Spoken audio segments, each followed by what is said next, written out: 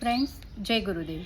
નવરાત્રિ સાધના શા માટે અને કઈ રીતે તે આપણે આ પુસ્તકના લેખના માધ્યમ દ્વારા જાણીશું. હું તમને ઓરલ કહું પણ વાંચીને કહીશ તો એનું તમને શબ્દશઃ તમને જાણવા મળશે. એના માટે હું પ્રિફર કરું છું કે તમને લેખ દ્વારા જ જણાવું. બરાબર ને? તો આવો સાથે મળીને આપણે તેનું શ્રવણ કરીએ અને આગળ વાંચીએ.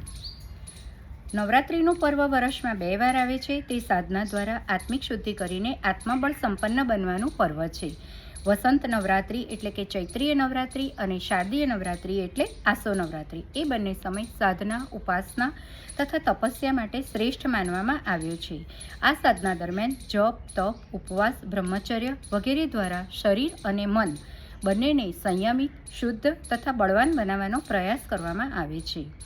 2 ઋતુઓના સંક્રમણ કાળમાં મનુષ્યના શરીર અને મન પર વિશેષ અસર થાય છે.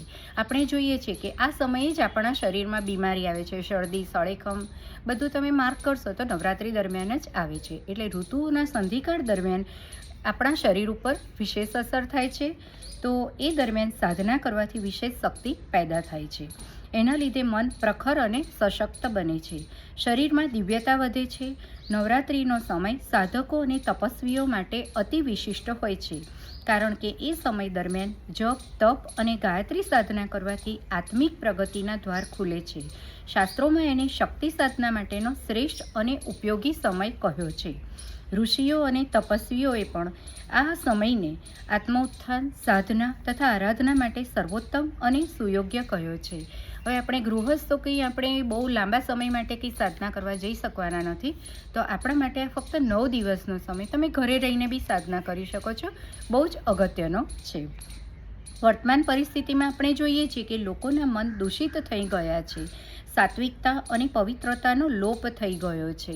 ભૌતિકતાની બોલબાલા વધી ગઈ છે. આથી નવરાત્રિના 9 દિવસ દરમિયાન આપણે યમ, નિયમ, સંયમ, બ્રહ્મચર્ય, ઉપવાસ તથા હળવું સુપાચ્ય સાત્વિક ભોજન, મૌન, નિયમબદ્ધ દિનચર્યા તથા જપ, તપ, સાધના, અનુષ્ઠાન વગેરે દ્વારા શક્તિ સંચય કરીએ તો તેનો પ્રભાવ આપણા જીવન પર લાંબા સમય સુધી પડતો રહે છે.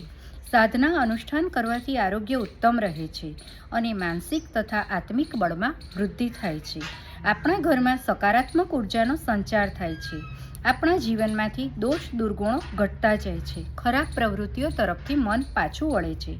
નવરાત્રિના 9 દિવસો દરમિયાન મંત્ર જપ કરવાની સાથે ઉગતા સૂર્યનું, સવિતા નારાયણનું ધ્યાન અવશ્ય કરવું જોઈએ.